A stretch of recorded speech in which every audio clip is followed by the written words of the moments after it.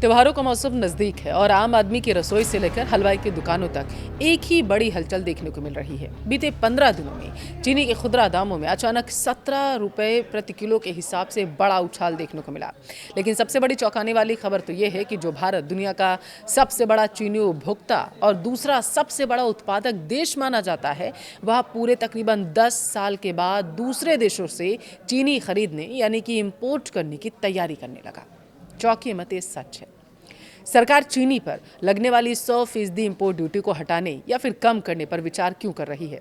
किन देशों से चीनी भारत आएगा और क्या इससे वाकई आपकी जेब पर असर कम होगा? आज के इस वीडियो में हम इसे पूरे आर्थिक और कृषि संकट का 360 डिग्री विश्लेषण करने वाले हैं। वीडियो आपसे जुड़ा हुआ है, इसलिए लास्ट तक जरूर देखिएगा। नमस्कार, आपके साथ मैं पल्लवी रविंद्र सिंह।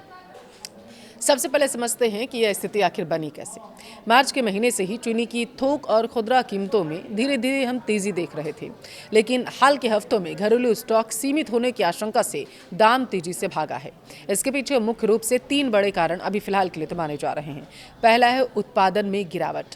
महाराष्ट्र और कर्नाटक, जो देश के प्रमुख गन्ना उत्पादक राज्य हैं, वहाँ पिछले सीजन में अनियमित बारिश और सूखे जैसी स्थिति के कारण गन्ने की कुल पैदावार में कमी आई। दूसरा जो माना जा रहा है, एथेनॉल ब्लेंडिंग प्रोग्राम। सरकार ने पेट्रोल में एथेनॉल मिश्रण को 20% तक पहुंचाने का महत्वाकांक्षी लक्ष्य रख लिया है। इसके चलते गन्ने के रस और जो बी हैवी शीरे का एक बड़ा हिस्सा चीनी बनाने के बजाय एथेनॉल उत्पादन की तरफ डाइवर्ट किया गया, ये माना जा रहा है। देखिए, तीसरा ये है त्योहारी मांग और जमाखोरी की आशंका। रक्षाबंधन, गणेश चतुर्थी, दिवाली और शादियों के सीजन में भारत में चीनी की खपत सामान्य से 25 से 30% तक बढ़ी है। सीमित सप्लाई और बढ़ती मांग ने कीमतों को हवा दे दी। अगर सरकार चीनी के आयात पर 100% कस्टम ड्यूटी खत्म कर देती है तो भारत चीनी कहां से खरीदेगा? अब ये भी सवाल है। पहला जो लोगों के जहन में सवाल आ रहा है और जो ऐसा लग रहा है, ऐसा संभवतः माना जा रहा है कि पहली लिस्ट में ब्राज़ील हो सकता है। देखिए, ब्राज़ील दुनिया का सबसे बड़ा चीनी उत्पादक क्योंकि और निर्यातक है। अगर भारत को भारी मात्रा में कच्ची चीनी या खरीदनी होती है, अगर उसे आवश्यकता पड़ती है, तो ब्राज़ील पहली पसंद हो सकता है। ब्राज़ील की रिफाइनरी क्षमता और बड़े कार्गो शिपमेंट्स भारत की तत्काल ज़रूरत को पूरा करने के लिए सक्षम भी माने जाते हैं। दूसरे नंबर पर थाईलैंड आता है। भारत के लिए लॉजिस्टिक्स और शिपिंग दूरी के लिहाज से थाईलैंड सबसे किफ़ायती विकल्प है। थाईलैंड मुख्य रूप से सफ़ेद और रिफाइंड चीनी का निर्यातक माना जाता है। दक्षिण भारत के बंदरगाहों जैसे कि चेन्नई या तूतीकोरिन तक थाईलैंड से माल पहुंचाना बेहद तेज़ और सस्ता पड़ सकता है भारत के लिए। तीसरे नंबर पर वियतनाम और इंडोनेशिया आ रहे हैं। इंडोनेशिया खुद बड़ा आयातक है, लेकिन आसियान देशों के साथ व्यापारिक समझौते के तहत विशेष परिस्थितियों में क्षेत्रीय कोटा से सप्लाई ली जा सकती है। वर्तमान में अगर हम देखें तो भारत में चीनी के आयात पर 100% बेसिक कस्टम ड्यूटी लागू है। यह ड्यूटी इसलिए लगाई गई थी ताकि विदेशी सस्ती चीनी आकर भारत के घरेलू गन्ना किसानों और चीनी मिलों का नुकसान न कर सके। लेकिन अब स्थिति बदल चुकी है।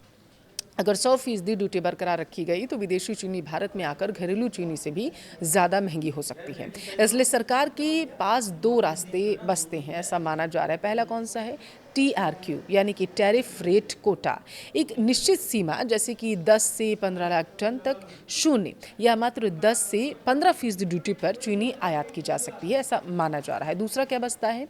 केवल रिफाइनरी के लिए कच्ची चीनी आयात करना। देखिए, तटीय इलाकों की मिलों को कच्ची चीनी मंगाकर रिफाइन करने की छूट देना, जिससे घरेलू आपूर्ति तुरंत सुधर सकती है। अब चीनी केवल चाय या मिठाई तक सीमित नहीं है, ये भी ध्यान दीजिएगा। भारत में कुल चीनी खपत का लगभग 60 से 65% हिस्सा बल्क कंज्यूमर्स यानी कि इंडस्ट्रीज द्वारा इस्तेमाल किया जाता है। बेवरेज हो गया जैसे कि सॉफ्ट ड्रिंक्स हो गए, जूस, बिस्कुट हो गए, चॉकलेट्स हो गई, बेकरी प्रोडक्ट्स हो गए, इन सब में ये इस्तेमाल किया जाता है। इतना ही नहीं, कफ सिरप में भी चीनी 17 रुपये प्रति किलो महंगी रहती है, तो FMCG कंपनियां इसका सीधे तौर पर बोझ झेलती हुई नजर आएंगी। आयात का फैसला इस चेन रिएक्शन को रोकेगा और त्योहारी सीजन में महंगाई के आंकड़े को काबू रखने में मदद करेगा।